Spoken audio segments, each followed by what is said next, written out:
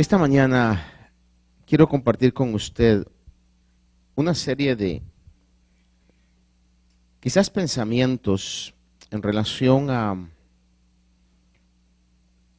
la importancia que es saber orar. Y quisiera comenzar que consideráramos que en nuestra relación con Dios, que es solo a través de Jesucristo, y todo lo que conlleva esta relación, como por ejemplo nuestra obediencia, nuestra adoración, nuestro servicio, todo lo que conlleva la relación de los humanos con Dios.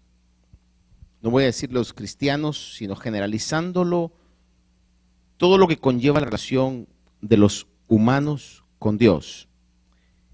Esta relación es solamente a través de Jesucristo. Lo voy a repetir una vez más. Todo lo que involucra la relación del ser humano con Dios es solamente a través de Jesucristo. No hay nadie que pueda llegar directamente hacia Dios si hace a un lado la obra redentora de Jesús.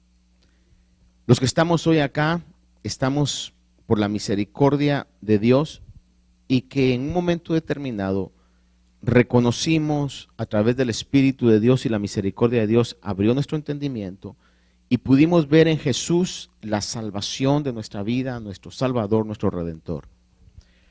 Dice la palabra de Dios en Romanos 5:10 que porque si cuando éramos enemigos fuimos reconciliados con Dios por la muerte de su Hijo, mucho más habiendo sido reconciliados seremos salvos por su vida. Es decir, que la Biblia es clara cuando dice de que la reconciliación de la humanidad con Dios es a través de la muerte de su Hijo. 2 Corintios 5:19 dice que Dios estaba en Cristo reconciliando al mundo consigo mismo, no tomando en cuenta a los hombres sus transgresiones, y dice que nos ha encomendado a nosotros la palabra de la reconciliación. Aquí está hablando Pablo, pero en términos generales a todos aquellos que hemos sido salvados, tenemos el mensaje que al transmitirlo reconcilia a la humanidad con Dios, pero recalco, es única y exclusivamente, solamente a través de Jesucristo. Y en esa relación que tenemos con Dios, que podemos alcanzar con Dios, que involucra nuestra adoración, que involucra nuestro servicio, que involucra el hecho de que estemos congregados hoy, involucra nuestra vida, el plan que Dios tiene para con nosotros. La oración o una vida de oración es fundamental para ello. Si no tenemos nosotros una comunicación con Dios a través de la oración, todo lo demás va a estar débil, como dice en inglés, shaky. Todo lo demás va a estar no fuerte. Mi adoración no va a ser fuerte, mi servicio no va a ser fuerte. Todo lo que yo pueda decir acerca de Dios no va a tener la fuerza porque el fundamento no está fuerte. Y la oración es un fundamento para que todo lo demás pueda tener éxito y pueda tener fortaleza. Un hombre llamado Oswald Chambers, que fue muy influyente en relación a lo espiritual y la importancia de poder tener una vida de oración. Y voy a recalcarle este concepto, vida de oración, porque ese debe ser nuestra meta. No le quiero hablar de tiempos de oración, porque por ejemplo, si yo le dijera hoy, hermanos, mire, usted tiene que orar 1 hora a la semana, para muchos será, hermano, yo no tengo ni ese tiempo, no tengo ni ese aguante en la oración. Después de cierto tiempo yo ya no sé qué decir, es decir, no es una costumbre en mi vida. Menos si oyéramos a alguien que dijera, hermano, mire, levántese temprano todas las mañanas y dedíquele 2 horas de oración. Usted diría, eso, hermano, la verdad es que suena muy bien, pero es en mi vida es imposible. Por eso es que yo veo en la palabra de Dios de que lo que el Señor nos enseña no es tener tiempos de oración, sino tener una vida de oración. Y en relación a tener una vida de oración fuerte, sólida, real, si me permite usted, disciplinada, todos los demás aspectos de nuestra vida cristiana van a cobrar fuerza y estabilidad. Con esto no estoy diciéndole de que el hecho de dedicar tiempos de oración no sea importante. No, si tenemos una vida de oración, eso va a caer en su lugar y hasta cierto punto vamos a ir creciendo en esa disciplina de oración. Ahora, este hombre decía y escribía algo, en inglés lo ponía de esta manera y decía: prayer does not fit us for the greater work. Prayer is the greater work. Traduciéndolo un poco a mi manera, lo pongo: la oración no nos prepara para el más grande trabajo, la oración es el más grande trabajo. En otras palabras, sin una vida de oración, todo lo demás no va a tener la fuerza y el poder que está diseñado a que tenga. Usted sabe que hay, por ejemplo, ciertos motores que necesitan cierta clase de combustible para poder tener su potencia máxima. Por ejemplo, usted no le va a echar a un avión gasolina de carro. No sé hasta qué punto pueda prender los motores, pero necesita una gasolina, un combustible especial con un octanaje mucho más elevado. Por eso usted va a ver que cuando un avión prende fuego es algo muy distinto a cuando un carro prende fuego, porque el octanaje es sumamente grande, porque el motor requiere más potencia. De igual manera, el cristiano está diseñado para hacer proezas en Dios. No sé cuántos decimos amén a eso, pero eso es lo que la palabra de Dios dice. Pero mientras el combustible no esté dentro de nosotros en una vida de oración alineada a lo que Dios quiere que seamos, entonces nuestra vida espiritual va a ser raquítica, va a ser débil, vamos a estar no en el potencial que Dios quiere y por el cual nos ha creado y que Dios quiere que desarrollemos. El fundamento del ministerio del Señor Jesús se encontraba en una vida de oración. Fíjese que algo interesante es que los discípulos que vivieron esos 3 años de evento sobrenatural tras evento sobrenatural, hermano, era una vida emocionante estar con Jesús. Los discípulos, a pesar que vivieron ese tipo de vida y esos años pues con bastante emoción y una relación extraordinaria con Dios hecho carne, fíjese que no le dijeron al Señor: enséñanos a predicar. Tampoco le dijeron al Señor: enséñanos a hacer milagros. Y cuando hablamos de milagros no le dijeron: mira, enséñanos a levantar muertos, o enséñanos a sanar leprosos, enséñanos a sanar a cojos o a darle vista a los ciegos. Ni siquiera enséñanos a liberar a los que están endemoniados. No le dijeron, a lo menos la Biblia no deja un récord de eso. Sin embargo, sí le dijeron: enséñanos a orar. Y esa es una pregunta que uno en un momento determinado debe de preguntarse. ¿Por qué no le dijeron enséñanos a predicar? ¿Por qué no le dijeron enséñanos a hacer milagros? Sino que le dijeron enséñanos a orar. Obviamente nos está gritando el evento, el texto, de que ellos se habían dado cuenta de que todo lo que venía diariamente a la vida de Jesús era una consecuencia de su vida de oración. Lo manifestó en algunos momentos quedando noches enteras orando. De hecho, cuando estudiamos el Evangelio de Juan, cuando Judas lo traiciona, fue muy fácil para él saber dónde Jesús iba a estar, porque era su costumbre ir a Getsemaní a orar. Era una costumbre que ya el Señor tenía. Es decir, en la vida de oración, Él había tenido tiempos de oración que los discípulos sabían e identificaban que eran importantes para el Señor y que los mantenía constantemente haciendo. Y de eso es que surgían los milagros y de eso surgían las liberaciones y todo lo que ellos pudieron vivir. Fíjese que otra persona escribió acerca de esto y decía: mucha oración, mucho poder; poca oración, poco poder; nada de oración, nada de poder. Mire qué frase más interesante. Mucha oración, mucho poder; poca oración, poco poder; nada de oración, nada de poder.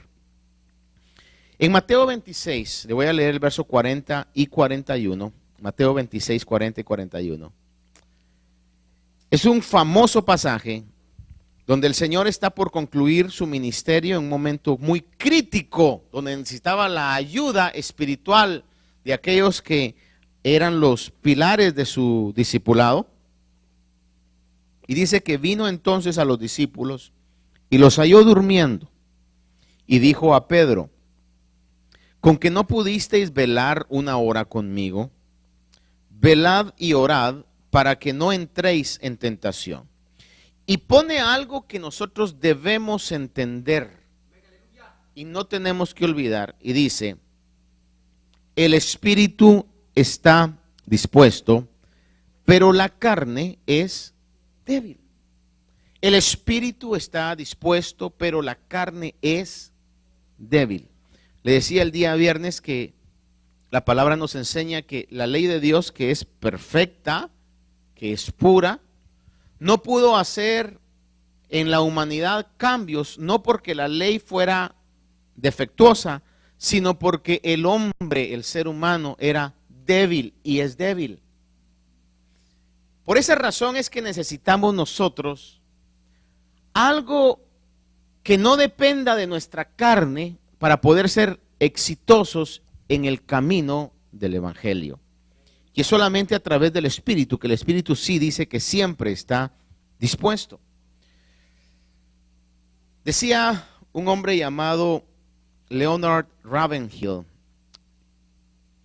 inglés, que luego se trasladó a los Estados Unidos a continuar el ministerio y fue muy influyente en el tema de que la iglesia de su tiempo no se parecía a la iglesia del libro de los Hechos. Yo creo que si hoy se levantara, seguiría con el mismo mensaje. Decía este hombre estas palabras y esta frase: la gente que ora más, alcanza más, y ningún hombre es más grande que su vida de oración.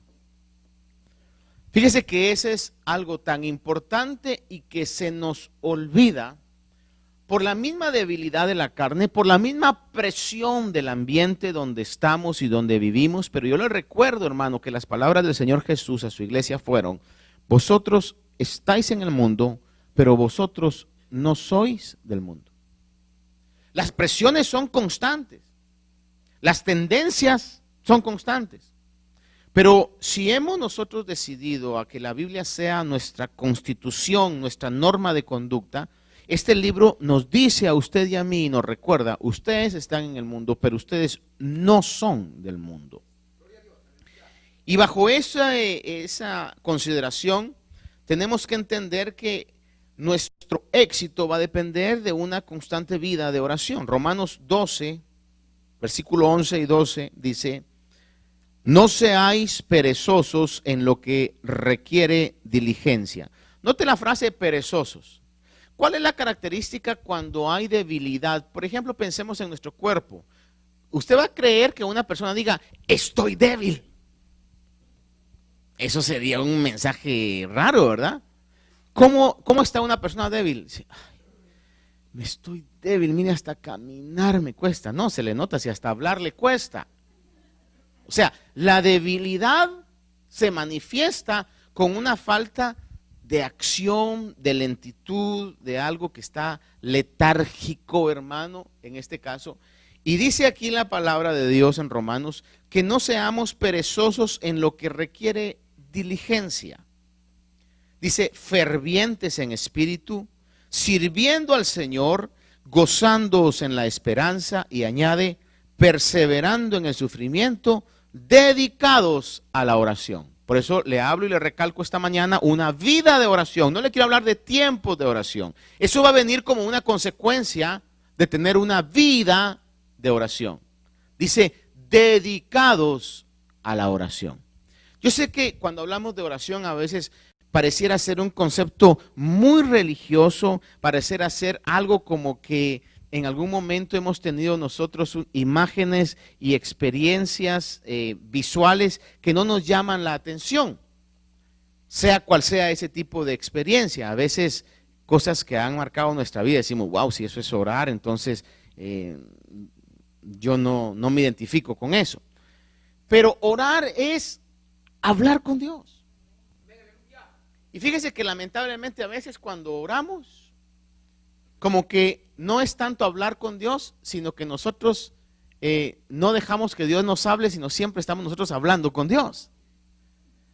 Por eso le recalco que la Biblia que nos marca es una vida de oración, una vida en donde en algún momento usted puede estar en una comunión y quizás en esa comunión usted no está diciendo nada, pero está orando, porque está teniendo una comunicación con Dios. Y de hecho la Biblia dice que Dios, por medio de su Espíritu, nos habla a nuestro espíritu y puede revelar a nuestro espíritu misterios de Dios. La vida de oración es una cosa interesantísima, maravillosa. Hermanos, si podemos nosotros aceptarlo en nuestro espíritu, yo me identifico mucho con los discípulos en el hecho de que quisiera que mi vida pudiera conocer realmente, saber cómo orar, poder ser una persona que pueda encontrar ese secreto de la oración. Más que cualquier otra cosa, saber cómo orar. Por eso estos hombres dejaron escritas estas frases porque habían experimentado esta situación. Decía otra persona, nadie es más fiel creyente del poder de la oración que el diablo. No que él la practique, porque sería increíble, ¿verdad?, que el diablo se pusiera a orar. Y la pregunta es, ¿a quién le va a orar, verdad? No que él la practique, sino que sufre por la oración. Dice, Satanás no puede negar que grandes maravillas han sido hechas a través de la oración. Cuando el espíritu de oración se eleva, asimismo su reino va cayendo. Las estratagemas de Satanás en contra de la oración son tres. Es decir, cuando hablamos de estratagemas estamos hablando de los planes, de los proyectos. Las estratagemas, los planes o los proyectos de Satanás en contra de la oración, decían estas personas, son tres. Número uno, si él puede evitar que ores, lo hará. ¿Cómo? Quizás nunca le ha llamado el primo lejano y cuando usted decide ese día ir a orar, le entra la llamada del primo que nunca le llama. Hermano, hará cualquier situación para, usted sabrá qué situación, pero hará lo posible para que usted no ore. Durante todo el día no tiene sueño, en el momento que usted dice voy a ir a orar, le entra un sueño. Es decir, es una realidad que vivimos, que no podemos darnos el lujo de negarlo, de ignorarlo. ¿Por qué? Porque nuestra lucha es constante. Y mire, las batallas, mire, ¿sabe cuál es la guerra más exitosa? ¿Sabe usted cuál es el concepto, a un concepto militar, de cuál es la guerra más exitosa? Donde no se dispara ni una bala, donde no hay ningún muerto. Es decir, hay guerras y por eso usted va a ver aún en ciertas películas o dramatizaciones de guerras. En los tiempos antiguos, cuando no se peleaba con misiles ni bombas, sino que era espadas, arcos, lanzas, todo ese tipo de cosas, se ponían los dos ejércitos y salían los generales o los capitanes del ejército montados en caballos o como fuera a encontrarse en medio. Y quizás uno le decía al otro, Mira, mira la cantidad del ejército. Mira las armas que tenemos. Mira el tamaño de los hombres. Mira el tuyo. ¿Para qué vamos a derramar sangre? ¿Para qué van a terminar ustedes muertos? Hagamos un trato. Acepten nuestra conquista política, páguennos un tributo todos los años o esto. Y aquí terminó la cosa. Y muchas veces eso llegaba a una negociación ahí y se ganaba la guerra. Pero no se mató a nadie. No se lanzó ninguna flecha. Lo mismo es lo que el diablo en algunos momentos hace en contra de los cristianos. No tiene que llegar y moverle las puertas de la casa para asustarlo. O escuchar ruidos extraños usted, o que lleguen animales raros a su casa y que en el nombre de Jesús reprendo toda potestad. No, puede enviar algún tipo de espíritu, de sueño, de distractor, que al final consiguió la batalla. Consiguió ganar la guerra. El reporte del demonio es: hoy, estimado Satanás, ganamos la batalla en contra de fulano de tal. No oró, se durmió. No oró, le entró un mensaje en Facebook y eso lo llevó a ver dónde se encontraba otra cosa, que dice que estaban diciendo no sé qué cosas de él, y entonces se le pasó la hora y no oró. Es decir, hermanos amados, lleguemos a la realidad de que si no tenemos una vida de oración, y eso involucra tiempos de oración, nuestra vida se va a complicar horriblemente. Nuestra vida se va a complicar y usted, al final, usted y yo vamos a terminar orando. Pero la oración va a ser distinta. La oración va a ser: ayúdame, Señor, porque no sé cómo llegué aquí, Señor, ayúdame, Dios mío, te prometo, te juro. Cambia la oración. De todas maneras terminamos orando, pero terminamos orando en una agónica oración de rescate. Exactamente el mismo principio de la medicina o de las costumbres preventivas. Dejé de comer tanta azúcar, dejé de comer tanta sal, dejé de tomar tantas bebidas irritantes, nos dice el doctor quizás, pero nosotros venimos, ay, solo un poquito, solo otro, y eso nos lleva a situaciones: dejé de desvelarse tanto, y ahí andamos, qué sé yo, ojalá fuera orando, leyendo la Biblia o haciendo algo interesante, ¿verdad?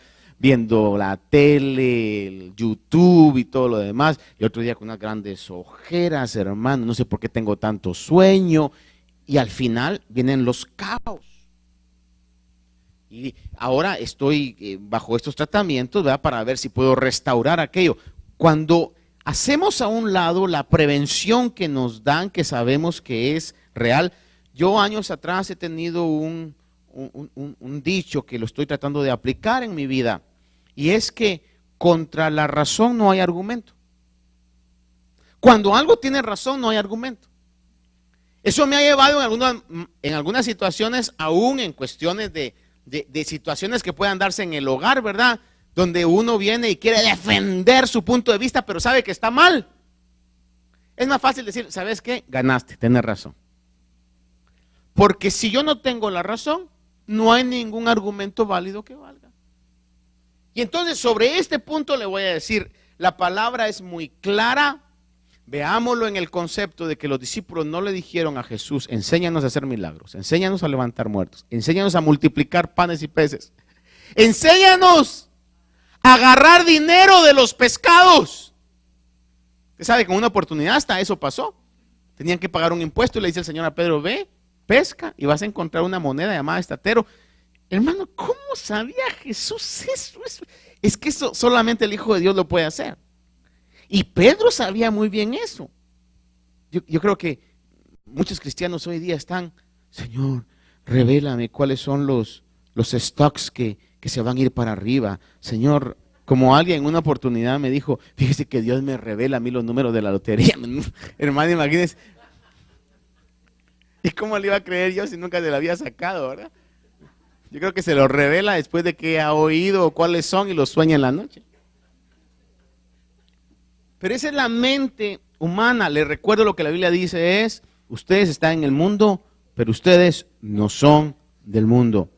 Y el éxito de toda nuestra vida va a depender de que nuestro espíritu esté fortalecido, porque el espíritu siempre está dispuesto, pero la carne es débil. O habrá alguien aquí que diga, la mía no, pastor. Hermanos, la carne es débil. Entonces, lo primero que el diablo va a hacer en su plan, en su estratagema, es tratar de que usted no ore. Segundo, si está orando, se va a esforzar por interrumpir su oración. Por eso a veces es bueno, y cuando hacemos en lo de la vigilia de oración ponemos una guía, porque a veces la mente divaga. Quizás alguien pueda decir, fíjese que a mí me gusta orar con la ventana abierta. Y en ese momento cuando usted está orando, nunca llegan ardillas a su casa, ese día llega ardilla a tu casa. Y hermano, y hasta se le puede parar enfrente y hacerle muecas a la ardilla, qué sé yo, qué cosas, con tal de distraerlo en la oración.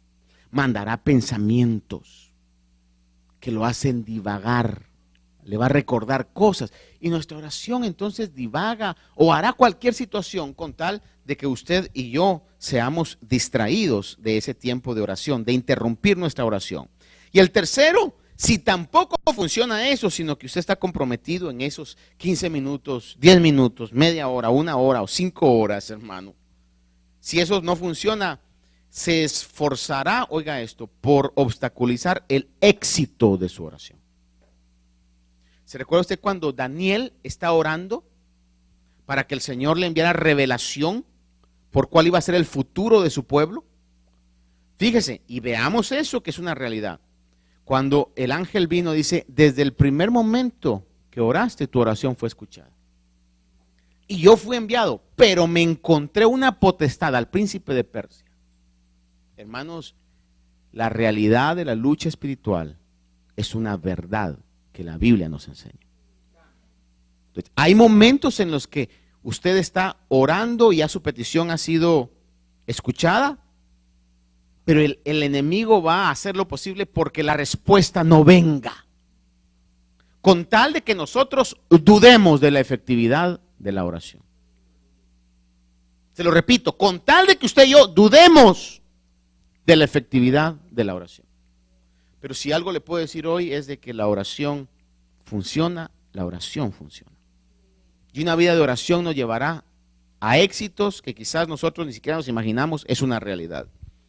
En Lucas 18:1 hay una parábola que hemos hablado tiempo atrás y usted la conoce muy bien, de aquella viuda que llega con aquel juez a pedirle que le haga justicia. Y el Señor le refirió esta parábola con la intención de que ellos debieran orar en todo tiempo y no desfallecer. Y le repito esto, orar en todo tiempo. Por eso le recalco, y discúlpeme que sea tan repetitivo, no le estoy hablando de tiempo de oración, le estoy hablando de una vida de oración. Debían orar en todo tiempo y no desfallecer. Llega uno a cierta edad en donde tiene que mantener las extremidades ejercitadas. Hermano, por ridículo que parezca, es una realidad. Yo no he llegado a ese punto, pero si Dios me da larga vida, llegaré. Usted sabe que hay cierta edad en donde los ejercicios son como en cámara lenta. Por ejemplo, ¿nunca ha visto usted a los orientales haciendo tai chi? Usted los va a ver, hermano, que están así.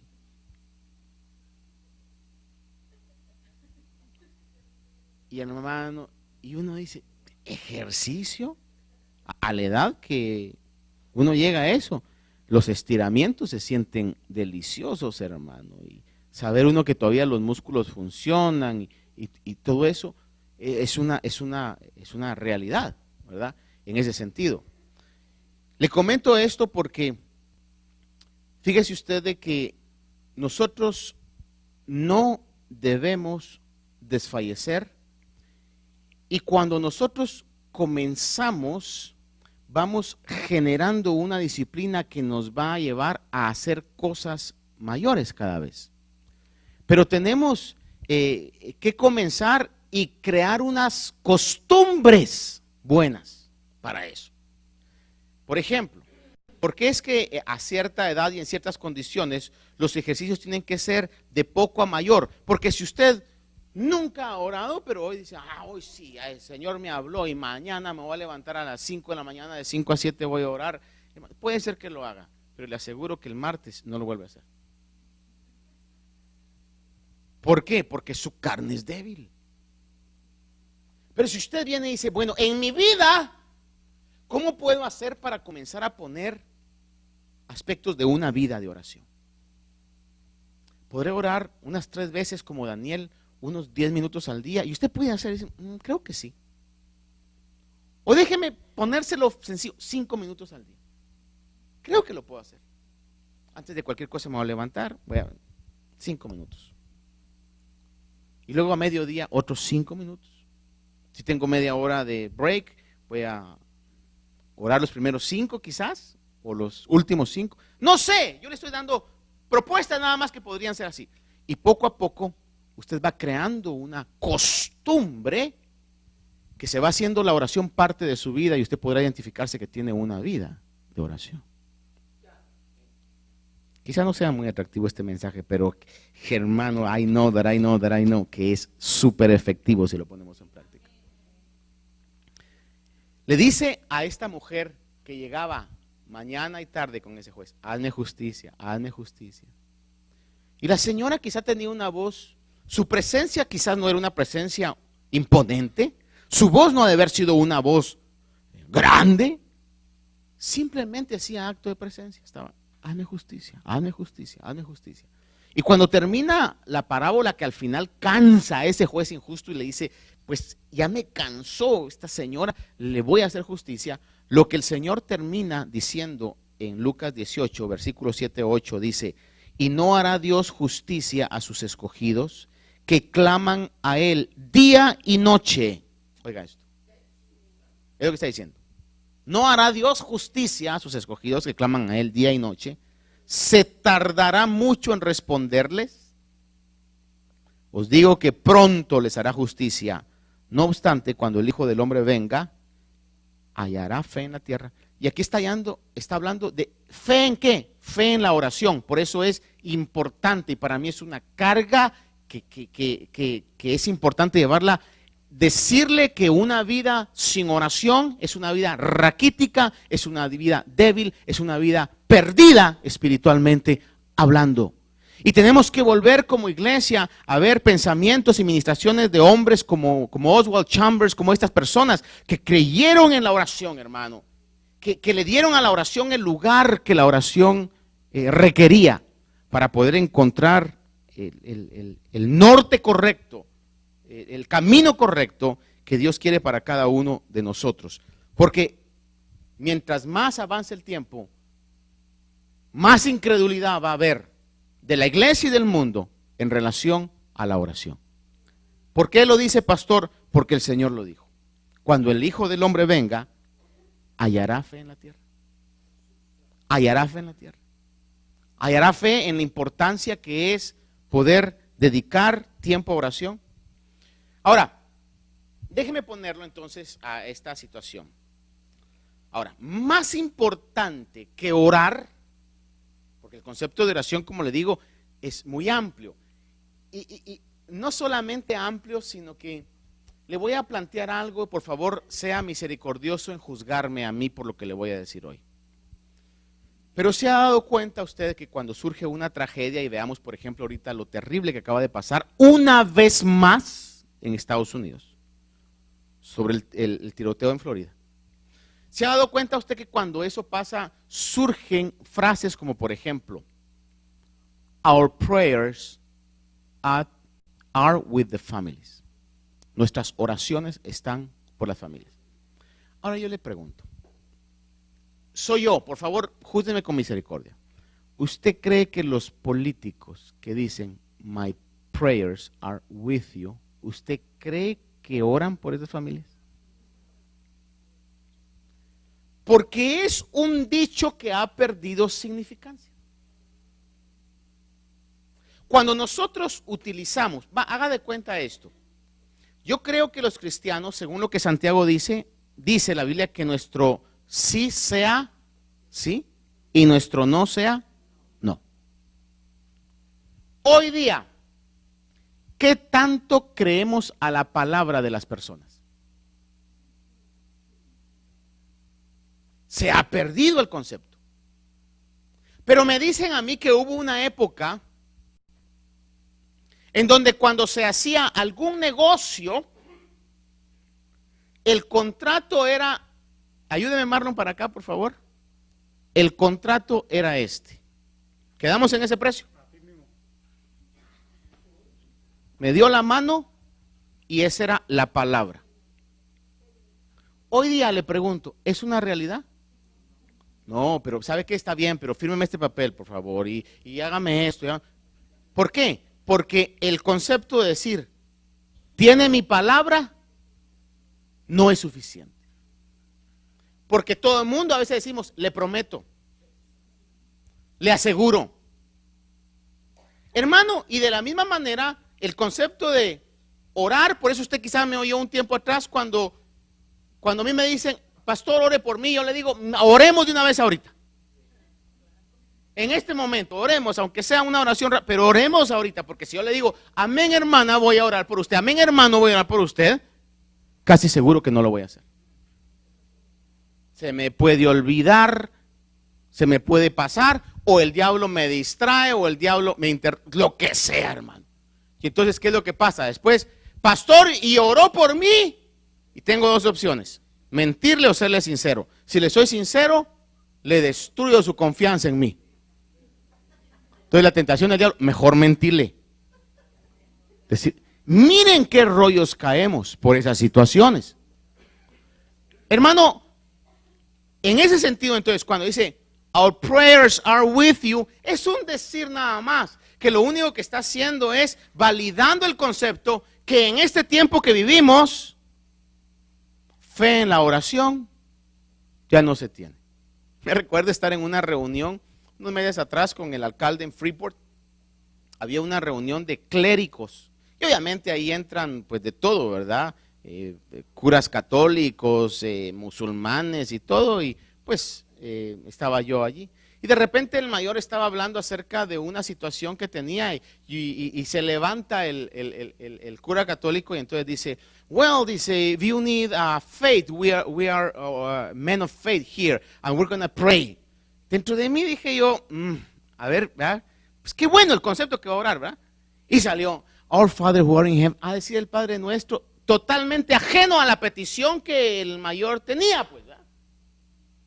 Y caemos en esas situaciones en donde el Padre nuestro entonces ahora es el concepto de oración, pero no tenía nada que ver con la petición que se estaba pidiendo, ¿no?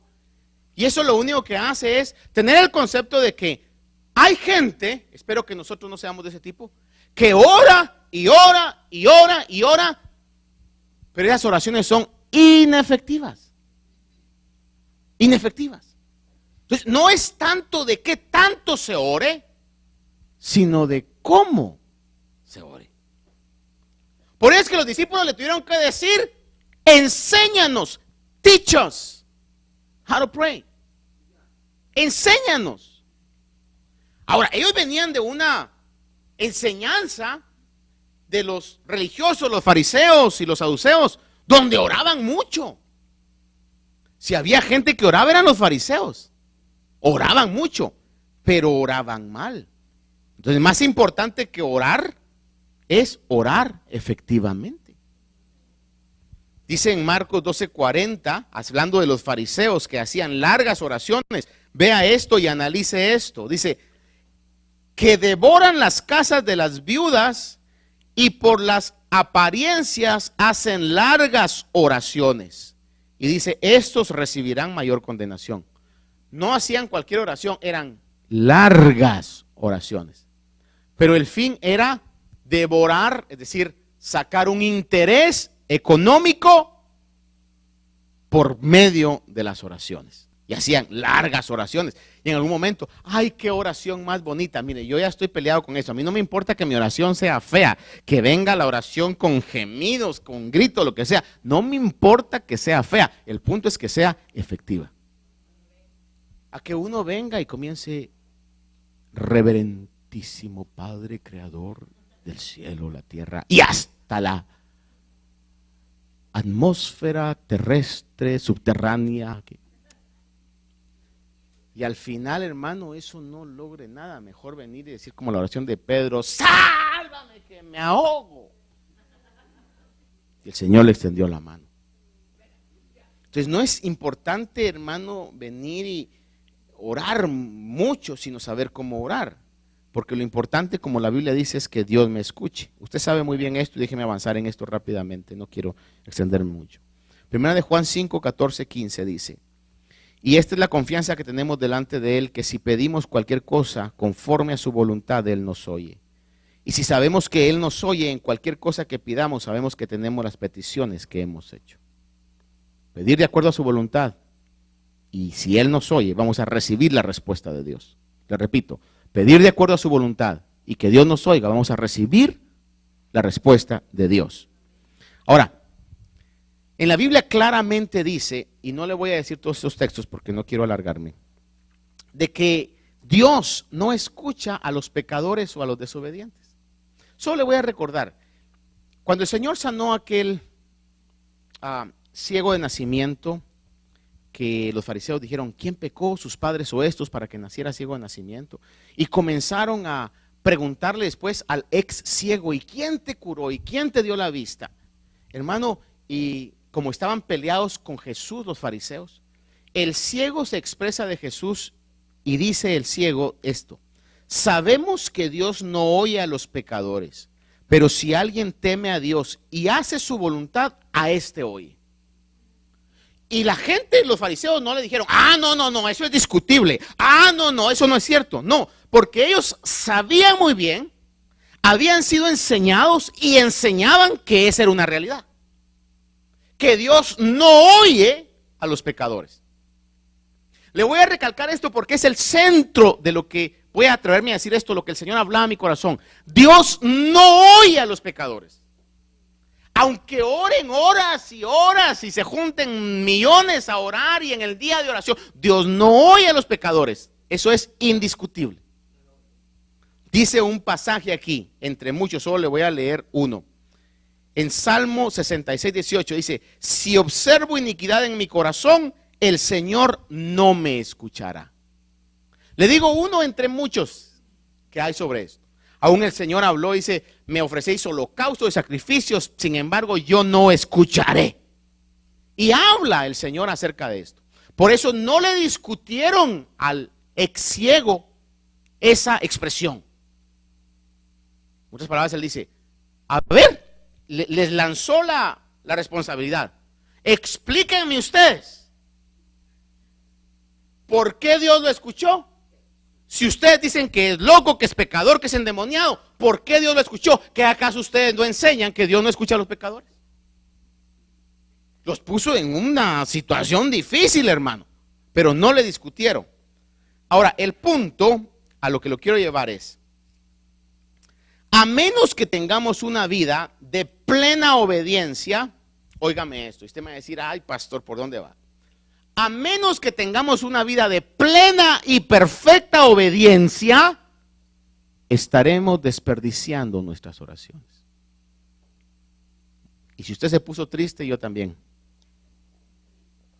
Porque yo sé que eso en mi vida, por lo que soy y por la debilidad de mi carne, no lo voy a poder lograr.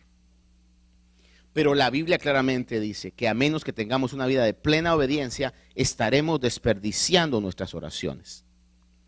Fíjese que un ejemplo de este desperdicio de oración, o una oración desperdiciada, en Mateo capítulo 6, versos 7 y 8, el Señor les está diciendo a los discípulos: y al orar, no uséis repeticiones sin sentido. Vea esta expresión: repeticiones sin sentido. Suena hasta feo, ¿verdad? Pero es una verdad. Repeticiones sin sentido. Como los gentiles, porque ellos se imaginan que serán oídos por su palabrería. Por tanto, no os hagáis semejantes a ellos, porque vuestro Padre sabe lo que necesitáis antes que lo pidáis. Maravilloso eso, ¿verdad? Y ese es el concepto del misterio de Dios. Dios sabe lo que necesito y a veces uno se pregunta, Señor, pero si sabe lo que necesito, entonces ¿por qué hay que orar? Dios lo ha designado como algo que nos acerca a Él. Ahora, el punto es esto y la conclusión de mi meditación es esta. Ok, es necesario tener una vida de oración, esa vida va a tener tiempo de oración. Dios no oye a los pecadores. Si no tengo una vida de oración, entonces mi vida espiritual va a ser raquítica. Pero el punto es que si Dios no oye a los pecadores, y a menos que tenga una vida plena de obediencia, mis oraciones no las va a escuchar el Señor, entonces estoy mal, estoy hundido, pastor. Todos estamos hundidos y sin esperanza. O habrá alguien aquí que diga, yo sí, pastor, mire, mi vida pues es, desde qué ángulo que usted lo mire, plena, perfecta, total. No, hermano, no hay nadie. Entonces, ¿qué? ¿Estamos desperdiciando nuestras oraciones? Digamos amén y vámonos todos, ya no puedo seguir. El punto maravilloso de esto es que el Señor en Juan capítulo 14, versos 12 al 14, dice, en verdad, y lo utiliza y lo recalca 2 veces, como diciendo, créanlo. Cada vez que usted vea que en la Biblia dice, en verdad os digo, es algo que el Señor estaba ocupándose de que usted y yo no lo olvidáramos. Como cuando un padre o una madre le dice a su hijo o a su hija, mira, podrás olvidarte de otras cosas, pero no te olvides que te quiero y que aquí está tu casa. Porque vas a ver muchas opciones, pero que eso no se te olvide. Que te quiero, que por cualquier situación donde estés, puedes contar conmigo. Que usted quiere realmente que eso quede marcado en la vida de esa persona. El Señor dice, en verdad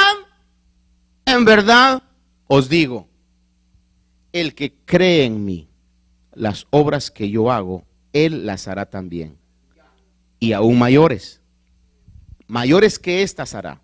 Porque yo voy al Padre y todo lo que pidáis en mi nombre, todo lo que pidáis en mi nombre lo haré, para que el Padre sea glorificado en el Hijo.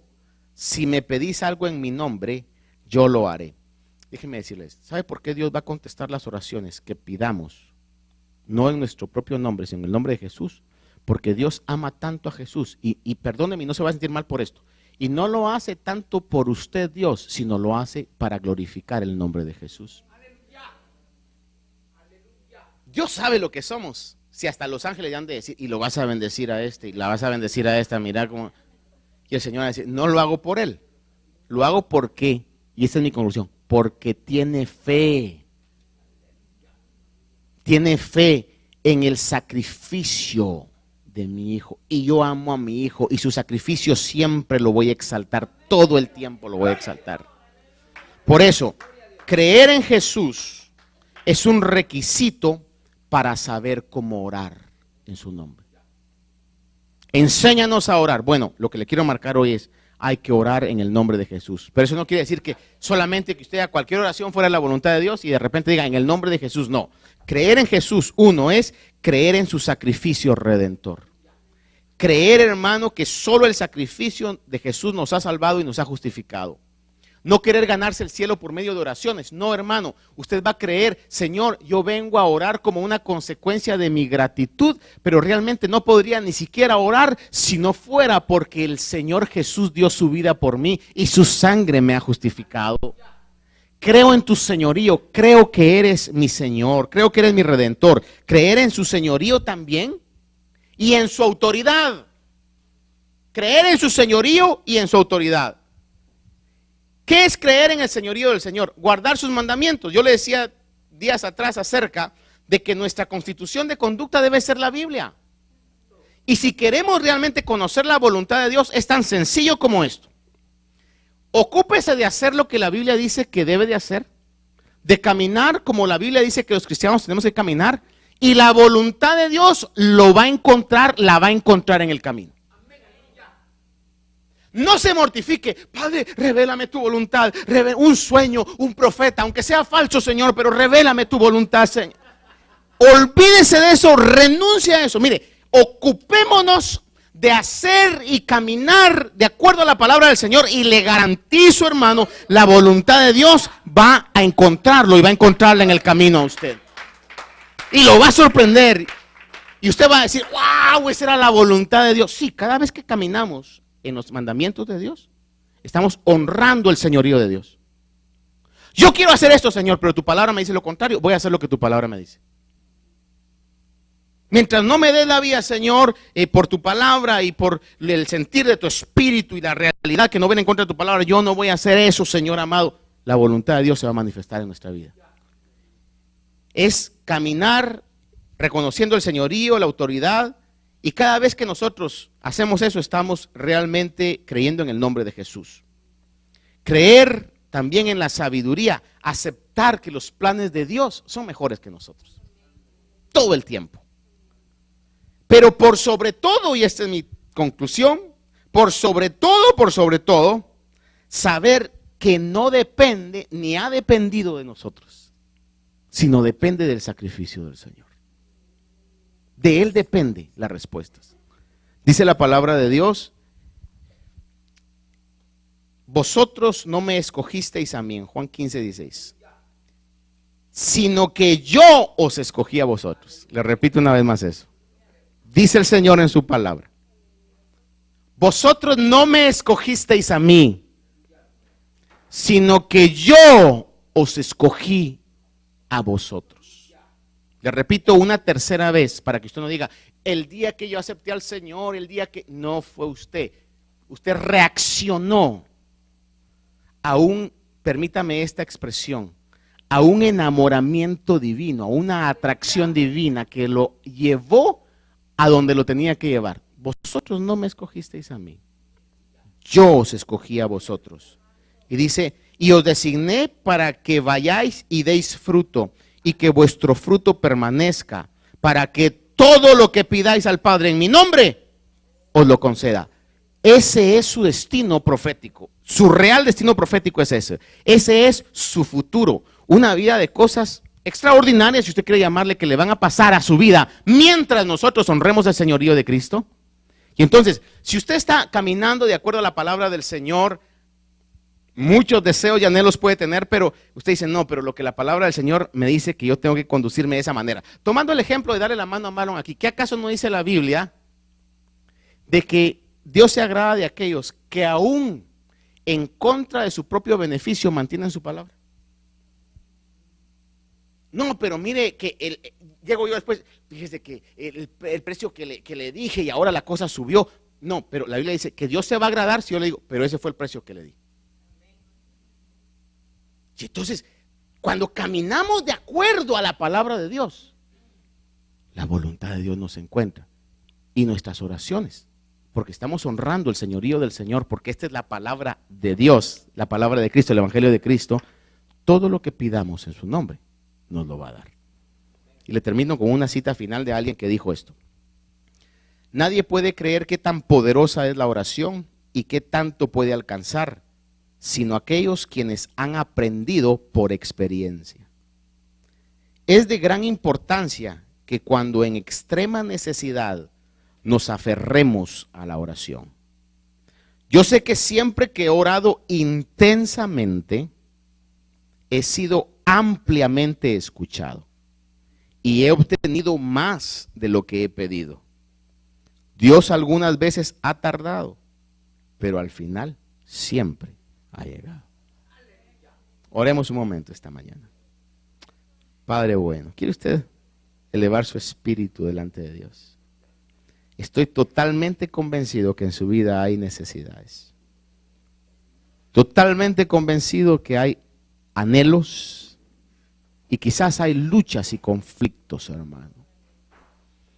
El Señor dijo que su casa sería llamada casa de oración. Y hoy que estamos reunidos en este día sería muy propicio que comencemos a levantar una oración al Señor. ¿Qué hay en su vida? ¿Necesidad de qué hay? Pero el Señor puede hoy, si pedimos de acuerdo a su voluntad, de acuerdo a su palabra, Si reconocemos el señorío del Señor, puede escuchar la oración que hacemos. Bendito Dios.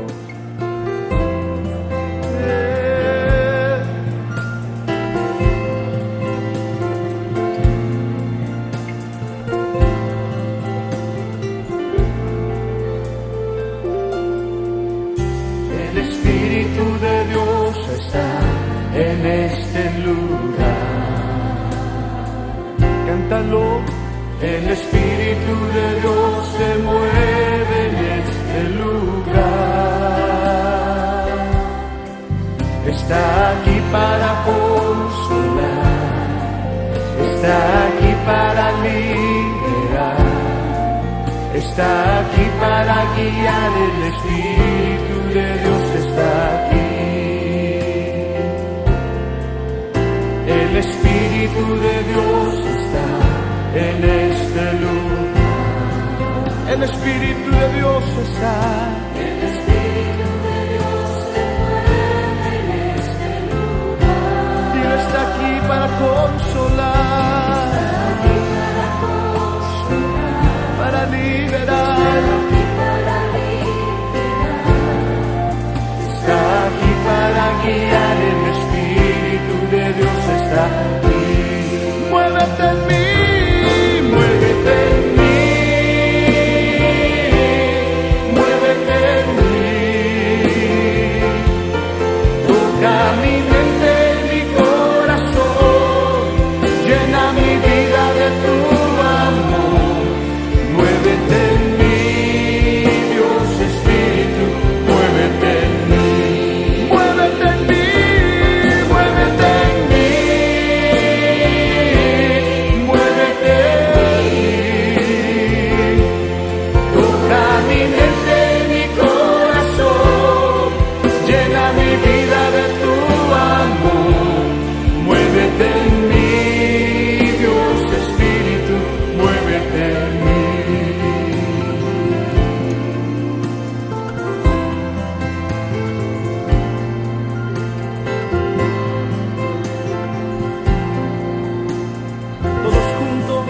El Espíritu de Dios, el Espíritu de Dios está en este lugar. Que se oigan las voces del Espíritu. El Espíritu de Dios se mueve en este lugar. Amén. Está aquí para consolar, está aquí para liberar, está aquí para guiar.